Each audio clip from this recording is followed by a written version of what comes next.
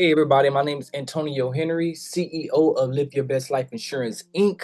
Today I'll be recording a short video just teaching you guys the basics of health insurance and how everything works. I won't go too much in depth. I'll keep it nice, short and sweet today.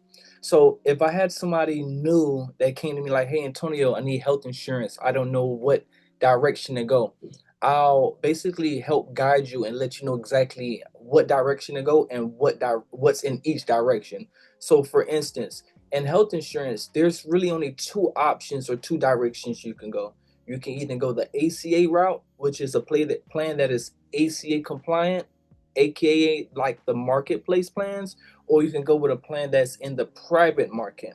And I'll kind of break down the difference between the two. The first thing we'll go over is ACA. So the first question, what is the ACA or what does it stand for? The ACA stands for the Affordable Care Act.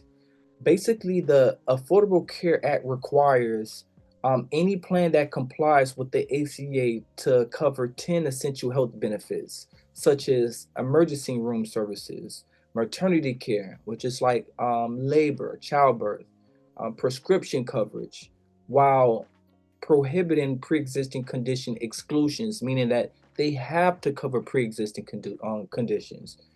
So prior to 2010, major medical plans and government plans were able to exclude pre-existing conditions from coverages. They were able to raise the premiums higher or even deny or refuse coverage to people who had pre-existing conditions or like mental illness or mental health issues, things in that nature. So around 2010, Obama put in a new law, which is called the Affordable Care Act, which requires all of the government or main plans or major medical plans to cover 10 essential health benefits. Like I said, it has to cover, preventative care, which is going to be like mammograms, annual physical, your blood and lab work for your annual physical, prescription, emergency room. So that's the main thing. I can't even imagine, what people back then used to go through applying for health insurance, have diabetes or have, cancer, things in this nature, and they can get denied health coverage or help because they have pre-existing conditions. So thank God that at least now they are required to cover these things.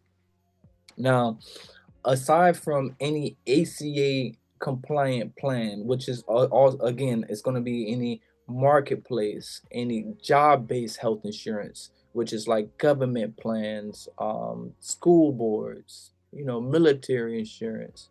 Those all comply with the ACA as well as Medicare and CHIP.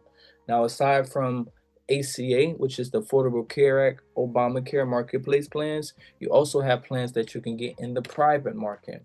Now, what don't the private market cover that the marketplace has to cover by law?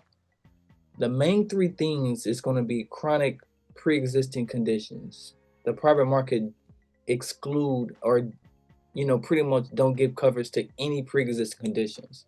So that wouldn't be a good option for somebody who has diabetes or high blood pressure or anything pre-existing conditions. The next thing is going to be maternity care, which is like pregnancy, childbirth. Um, these plans don't help with that. So I would never suggest a private market plan for someone who needs it for pregnancy. The next thing is going to be for mental health or substance abuse, which is like rehab, for substance abuse, drug and alcohol abuse. So the private market really don't cover that type of thing.